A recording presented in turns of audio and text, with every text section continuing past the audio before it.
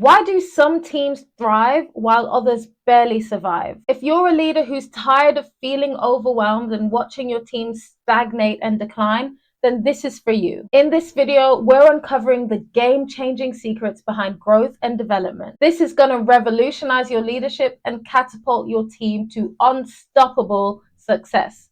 Don't miss this. Your legacy depends on it.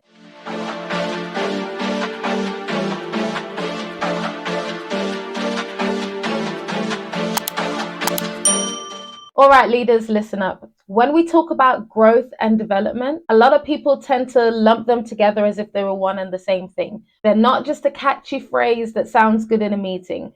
Growth and development are actually two separate metrics that can make or break your business. And if you don't understand the difference, you may be steering your ship straight into the iceberg. Think of growth as the quantitative changes, the size, the numbers, the physical expansion of your team or business. Development, on the other hand, is all about qualitative changes, the skills, the abilities, the innovation, the strategic thinking of your team. Miss out on this distinction and you could be signaling the death of your business. But get it right and you're well on your way to achieving a legacy status that others will envy. So let's solidify our understanding of this. Growth refers to an increase in physical size over time. Development refers to an increase in skills or abilities over time. Growth is a completely quantitative process, while development is qualitative. As a result, it signals that growth can be reversible and development irreversible. And the ideology behind that is, once you add people to the team, you can reduce that number. But once you add skill to the people, you can't reduce that. You can't take it away. And that's because you can't lose what you've learned. Now, growth and development can be measured, but ask any teacher or physician and they'll tell you it's monumentally easier to measure growth than it is to measure development. So here's to keeping it simple. As a leader, you track growth by the number of staff in your organization, and you track development through the level of functionality and efficiency of the team. So now we've laid the foundational work and we're clear on the definition. Let's dive into what the interplay of these metrics reveal about the leader, the team, and the business. We're going to envision that growth and development intersect on a quadrant like this. So on the opposite end of growth, we have decline. That means we go from an increase in size to an active decrease in size or number. Now, most will think the opposite of development is regression, but we already killed that sacred cow when we established that development is irreversible. So the true opposite of development is actually stagnation, where we don't see an increase in skill. Now, every team and every leader falls somewhere on this quadrant. In quadrant 1, you're dealing with stagnation, which is no increase in skill, and decline, an active decrease in size of team. You're what we call an overwhelmed leader with a deteriorating team. Your team isn't growing and their skills and productivity are declining. This is a tough spot, but not impossible to turn around. Now, most leaders would try and tackle this by hiring more skilled people, but this is a costly mistake. Superman does not exist, and no super hire is going to be able to turn this around.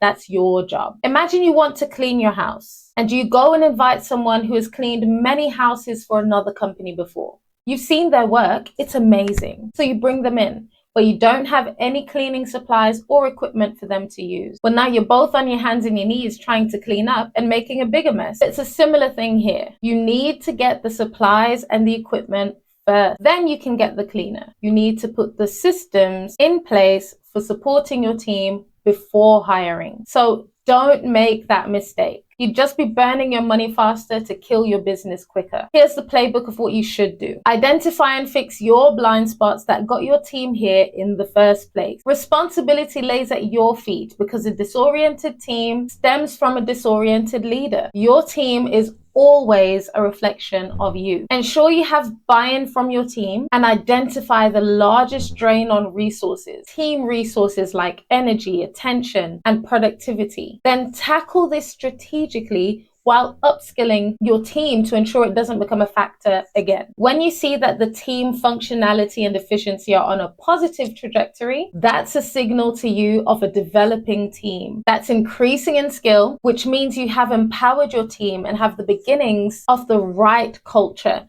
So now you can start to look to increase the size of your team. Do you see how many steps you should take before you start hiring? Keep that in mind. Now, the next problem you'll face once your team starts stabilizing is the challenge of maintaining consistency and preventing a fallback into old habits. And if you found yourself in that spot of being an overwhelmed leader and made the mistake of going straight to hiring, you probably feel even more overwhelmed now. And surprise, surprise, the problem hasn't fixed itself. So it's time you got yourself a coach before you run yourself and your business into the ground, respectfully. Now let's go to quadrant 2, which is dangerously deceptive. You're an ineffective leader with a bloated team. So your team is growing in size, but not in capability, leading to lots of inefficiencies. Leaders who ended up in this position tend to be the ones who don't like to do the deep work, or they just don't know any better. They thought growth and development were the same thing and never bothered to check any other metrics. They have this vain belief that because their team is expanding in size, that must mean their business is also growing, and so is revenue, and so is profit. Well, one day they finally realize they have more going out than they have coming in, or the margins are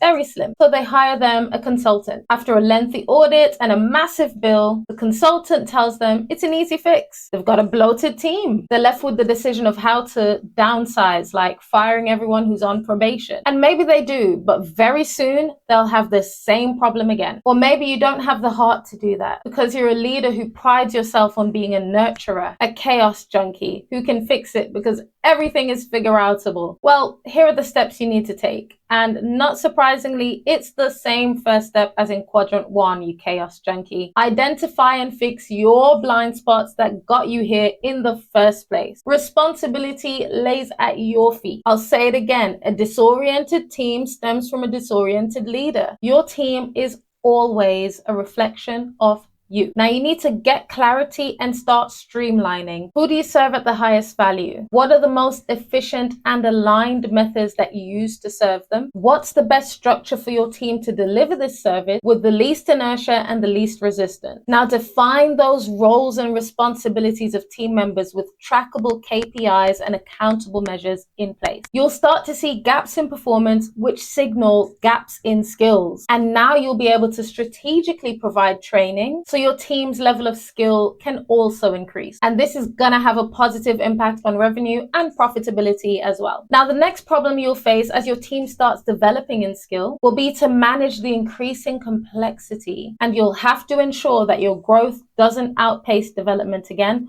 or you'll find yourself back in square one. But it will be worse.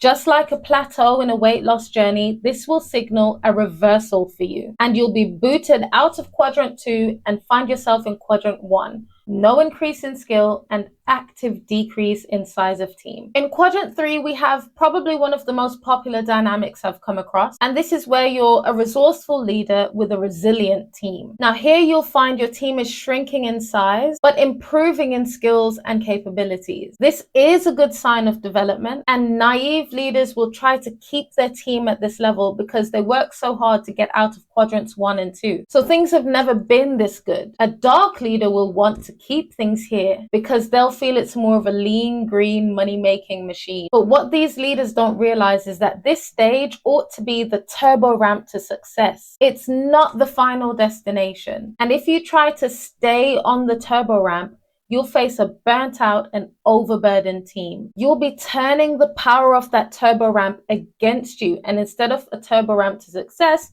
it'll be a turbo ramp to fail. And you'll find yourself quite vulnerable and your team being pilfered. Don't forget, they're skilled and highly desirable. Their loyalty will only cover you for so long before the scales fall off their eyes and they'll realize you're either willfully ignorant to their woes or passively ignorant. They'll want to go where they can get paid more and do less. And I bet you can probably guess what step 1 is to overcome this. You guessed it. Identify and fix your blind spots that got you here in the first place. Now, you have to learn to prioritize. You already have a skilled team. If you simply go and hire another body to ease workload, you are going to miss a trick here. And you'll only be giving an already at capacity team another thing on their plate. You have the space to take a second to get focused, and you can narrow down on the most critical and high ROI activities that align with your team strengths and cut the fluff. It's a good time to do a skills analysis and redistribute the workload so everyone is working mostly on things that make them ping. You know Susie loves spreadsheets and John loves making calls. Well, you have a bit of time and a space where you can experiment. Move that workload around and let your team become even more efficient. And now that you have everyone doing what they love, take stock of it.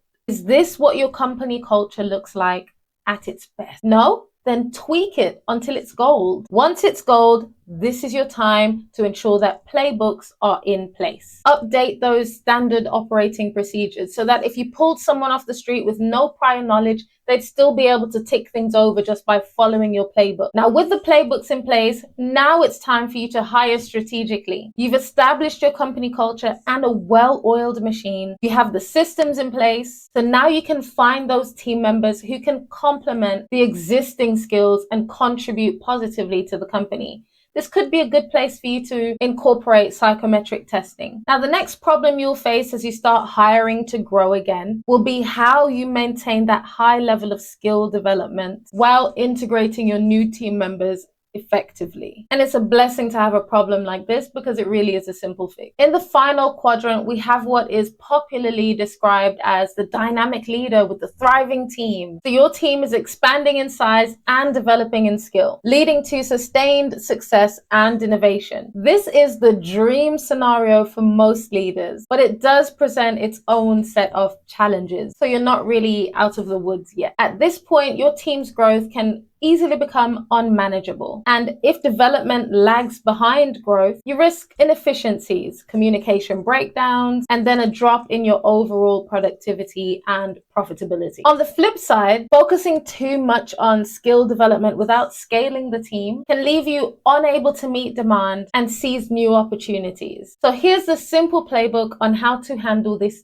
delicate balance. You're the linchpin holding this dynamic thing together. Your growth fuels your team's growth. And just as with quadrants 1 to 3, it starts with identifying and fixing your blind spots. Remember, your team is always a reflection of you. Then work to strengthen communication and collaboration. As your team expands, the risk of miscommunication increases. Regular check-ins, effective collaborative tools, and an open dialogue culture are absolutely essential for you. Make sure everyone understands their role, responsibilities, and the company's vision. Finally, promote that culture of continuous learning and adaptation. Encourage your team that they keep learning and improving their skills. Give them those training opportunities and reward them when they come with innovative ideas. As you did to get to this point, ensure that your team's capabilities grows alongside its size. This will make it super easy for you to identify performance gaps and address them quickly. Now, most would think that the next problem you'll face as your team continues to grow and develop is maintaining that. While you do have to juggle the growth and development, not give way to burnout, integrate new team members, and maintain the culture you've worked so hard to build, the systems you put in place in the previous stages should be doing all of the heavy lifting for that. So no,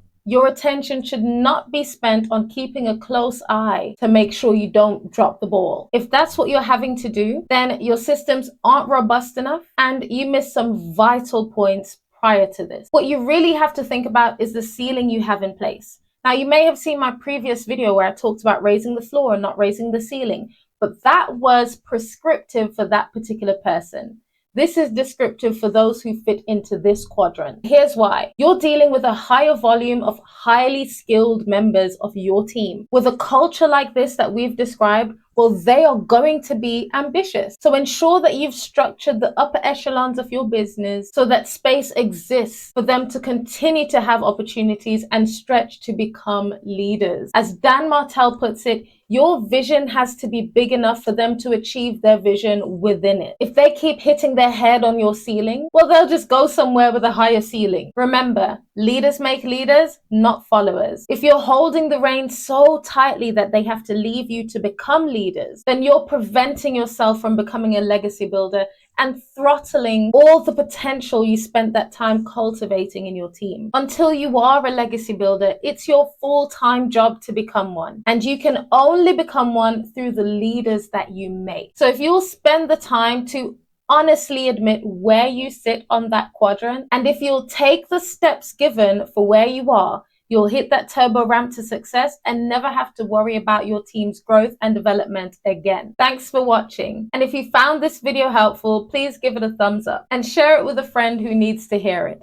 Can't think of a friend, share it with an enemy. Make sure to like, comment, and subscribe for more leadership insight. And if you enjoy videos like this where I use the quadrant to explain a concept, then go watch my How Not to Sabotage Yourself video, where I look at the intersection of courage and discipline. Until next time, be blessed, and I'll see you in the next video.